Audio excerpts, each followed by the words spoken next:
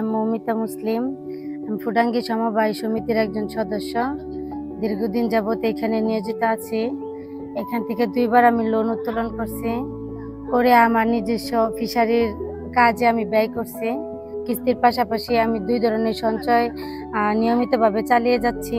2 ধরনের সঞ্চয়, সাধারণ সঞ্চয় চালাচ্ছি এবং নিরাপত্তা সঞ্চয় আমি চালিয়ে যাচ্ছি। আমি নিরাপত্তা সঞ্চয় চালিয়ে যাচ্ছি এবং উপকৃত হচ্ছি, এবং আমার পাশাপাশি আরো যা বাকি সদস্যগুলো আছে তারাও আমার দেখা দেখি নিরাপত্তা সঞ্চয়ে আগ্রহী হচ্ছে বা চালিয়ে যাচ্ছে।